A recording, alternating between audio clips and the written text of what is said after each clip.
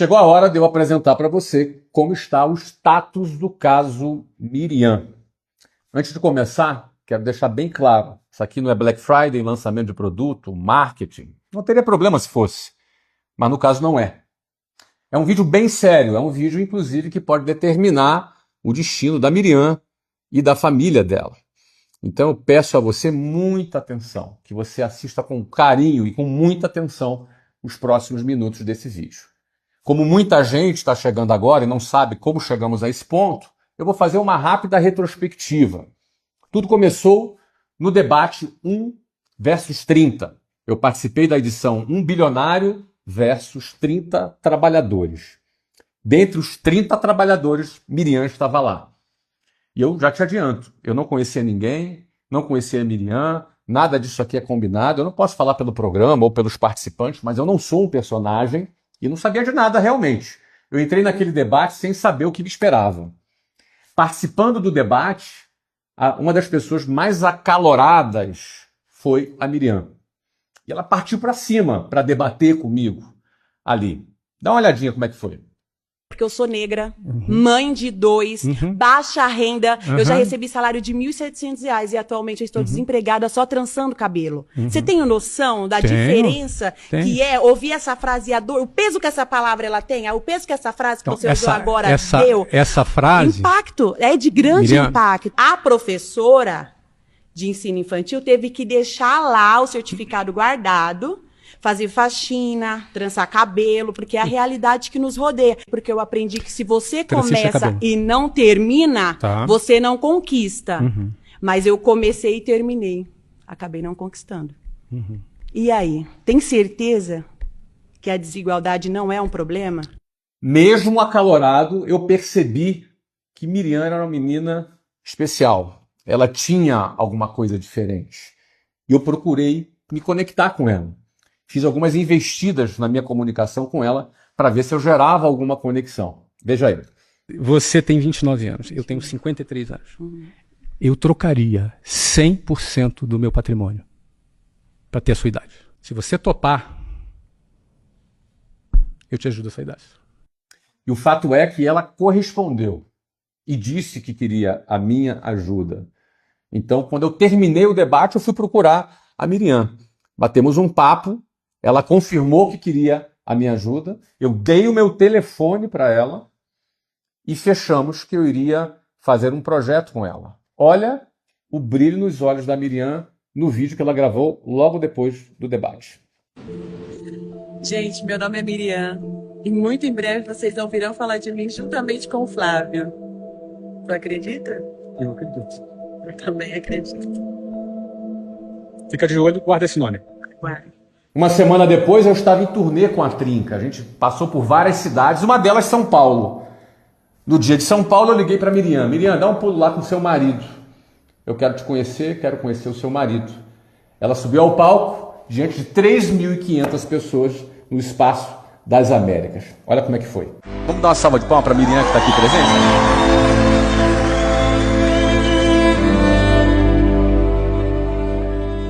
presente? Está pronta? Prontíssima. Tem certeza? Quais são as coordenadas? É isso? Nas semanas seguintes eu marquei 2 reuniões com a Miriam. A gente conversou lá no escritório do Joel J. em Alphaville. E eu recebi Miriam e a gente fez vários planos. Eu já tenho alguma experiência de identificar esse tipo de talentos da comunidade. Eu cresci participando de projetos sociais com os meus pais em comunidade. Fiz muitas amizades com pessoas muito simples. Então conheço a realidade, não só a realidade dessas pessoas, mas sei interagir muito bem com elas, com empatia e enxergando o seu valor e o seu potencial. Foi o que eu enxerguei na Miriam. E por isso, nessas nossas conversas, a gente fez vários planos.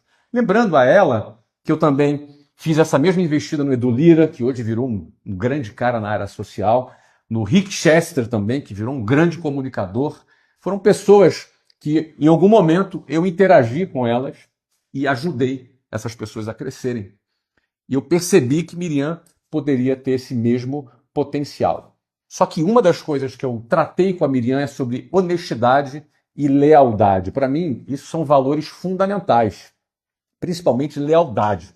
Se eu percebo que eu vou lidar com alguém e não tenho a lealdade da pessoa, eu simplesmente aperto o botão de eject.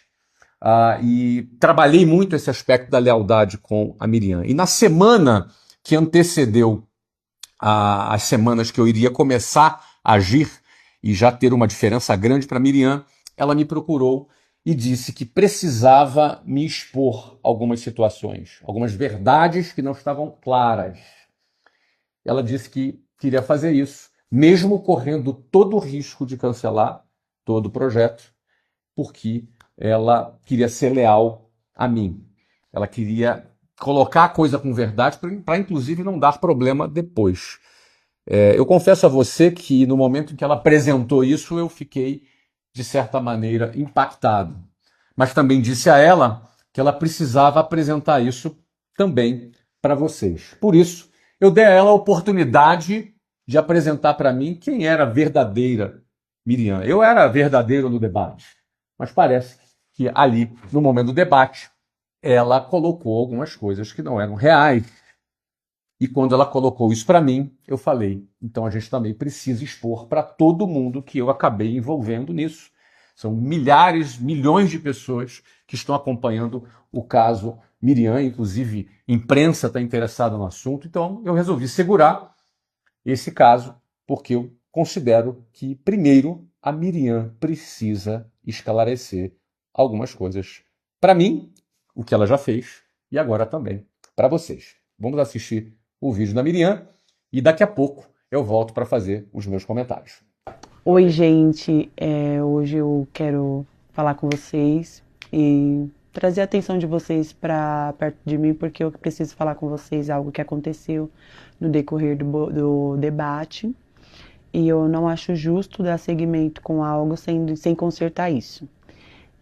Eu errei lá no debate quando eu falei que eu sou professora, que eu sou formada, é algo que eu não sou. Eu falei com o Flávio, eu menti para ele, e não só para ele, como para vocês também. E eu quis derrubar a meritocracia de alguma maneira ali, eu criei um personagem para derrubar a meritocracia, né? Para tirar o senso de vai atrás que você vai alcançar.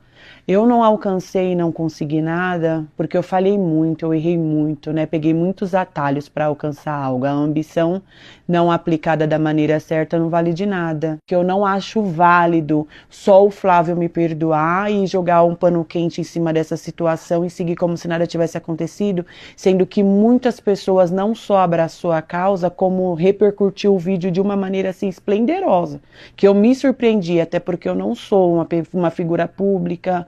Eu mal uso o celular, eu não consigo usar essas ferramentas. Eu sou uma pessoa muito de família e por ser de família eu quero ser um exemplo sólido para os meus filhos, não só de superação, mas de que abraçou a verdade independente da consequência. Tudo que eu passei na minha infância foi um pouco foi pilar assim para muitas escolhas minhas no passado. Eu tive que pedir. Eu cresci pedindo em portas de mercado, pegando final de feira, catando frutas no chão para poder comer e levar para casa para eu comer com os meus irmãos. Durante muito tempo da minha vida, eu não fui só mãe dos meus irmãos, eu fui mãe da minha mãe também, porque ela não tinha quem abraçasse ela, quem fizesse comida para ela. Então, muito cedo eu tive que colocar a barriga no fogão e fazer comida, porque se eu não fizesse, a gente ia morrer de fome. Então, aprendi a cozinhar no susto. Ninguém nunca falou pra mim assim, olha, não mexe no fogo porque você vai se queimar. Eu tive que aprender que o fogo queima porque eu coloquei a mão no fogo.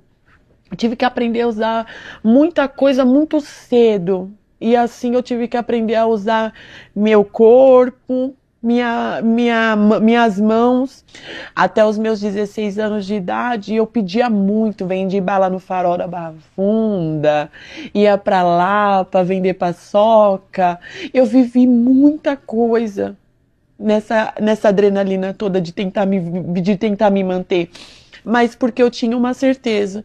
Se eu for pedir, meus irmãos não vão precisar. E eu sinto que eu vindo aqui compartilhando com vocês a minha realidade, tentando me retratar com vocês, eu estou dando acesso para que vocês entendam que eu não sou a professora formada, mas isso não me isenta de receber o abraço de vocês, o calor de vocês, uma segunda chance até mesmo para que vocês entendam que mesmo em meio às minhas falhas, em meio a todos os laços que a vida tentava colocar no meu caminho, eu sempre tive o desejo de ter a minha família, de ter o meu esposo, aprender a trabalhar da maneira certa, fazer as coisas de um jeito que amanhã ou depois eu não vá me arrepender.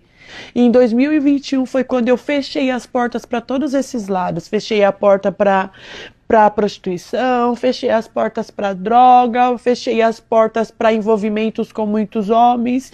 Então eu não achei justo, eu não acho justo eu chegar usando máscara. Eu me baseando só naquela personagem do debate e vocês me acolhendo só ali. Não, porque eu não sou aquela pessoa perfeita. Eu sou essa pessoa. Infelizmente, eu passei por tudo isso. Não falo com dor, não falo com medo. E nem esperando aplausos. Eu falo para vocês porque essa sou eu. Essa é a Miriam, cheia de falhas, de defeito, mas que está buscando melhorar não só como pessoa, mas como filha também. Quando eu contei para o Flávio, eu achei que ele ia virar as costas para mim, como muitas pessoas viraram as costas para mim quando entenderam de onde eu vim. Mas não houve isso. Mesmo quando eu falei para ele toda a verdade, toda a minha história, toda a minha trajetória, ele continuou o contato comigo, ele me liga, ele me manda mensagem.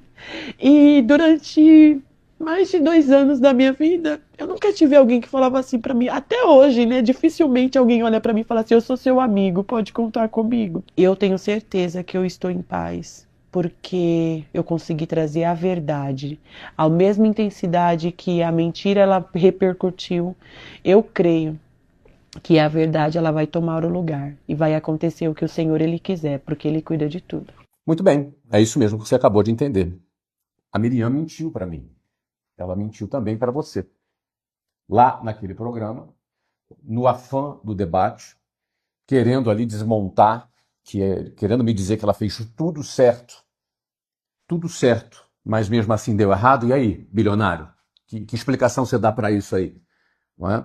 Ou seja, ela mentiu. E ela mentiu e me confessou que mentiu.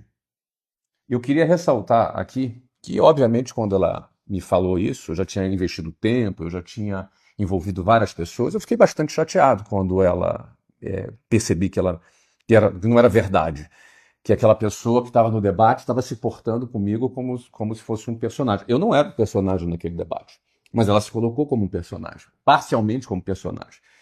Ela mentiu que era professora, ela não é professora, ela não se formou em pedagogia, ela, segundo ela, até começou a estudar, mas não conseguiu pagar e mentiu, é fato. Agora, ela poderia ter deixado isso oculto e aproveitado da ajuda que eu daria para ela, não é? Enfim, né? Envolvido mais pessoas ainda.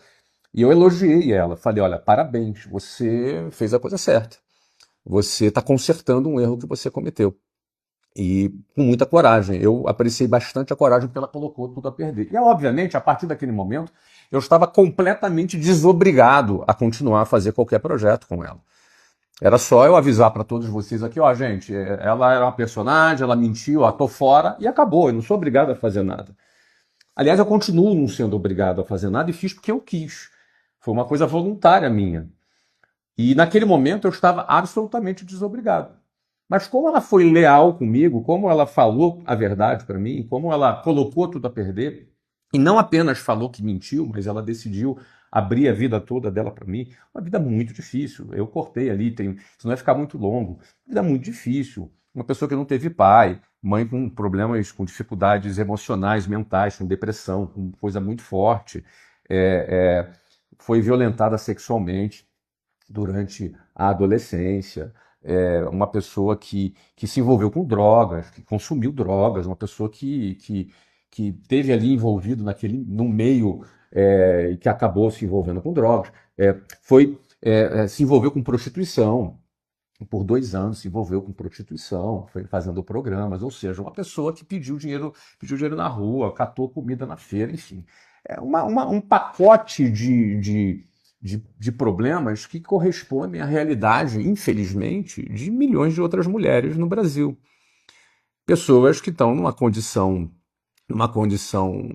ruim, que entram em desespero para poderem, para tentar sobreviver, e ela mesmo assume que cometeu falhas. Ou seja, ela mesmo falou para mim, não é que eu fiz tudo certo e deu tudo errado. Não, eu fiz tudo errado e deu tudo errado. Quando ela me abriu tudo, quando ela foi honesta e colocou tudo a perder, rapidamente eu já comecei a superar a minha chateação, porque ela mentiu para mim. E aí vem sempre aquela frase, né, que quem nunca pecou, que atire a primeira pedra. Eu sempre busco enxergar o valor da pessoa por trás dos problemas, eu sempre busco enxergar o potencial da pessoa que está escondido diante do caos, que está escondido por trás dos fracassos que a pessoa coleciona. Eu consegui, e ainda vejo valor nessa menina, e pela lealdade dela, dei a oportunidade dela me contar essa história e dei a oportunidade dela contar essa história para vocês. Eu estou propenso, mesmo sem nenhuma obrigação, eu estou propenso a dobrar a minha aposta na Miriam. Eu estou propenso a fazer isso. E eu vou dar a minha posição final sobre isso na próxima semana. Eu assumi um compromisso de gravar um vídeo por semana dando um relatório sobre o caso Miriam, e vou continuar. Na próxima semana eu vou tomar a minha decisão final. E vou dar esse tempo, inclusive, para ver como as coisas repercutem, para ver como é que as coisas se encaixam. Mas eu estou propenso a dobrar a minha aposta na Miriam, mas não na Miriam personagem, mas nessa Miriam de verdade que nós conhecemos aqui. Estou propenso e mostrar e trabalhar para que como é que uma pessoa ela consegue sair rapidamente de uma situação extremamente desfavorável através da realização de um projeto, através do empreendedorismo, através da internet, através dessa ferramenta extraordinária, como é que uma pessoa pode transformar a sua vida. Eu estou propenso a tomar essa decisão.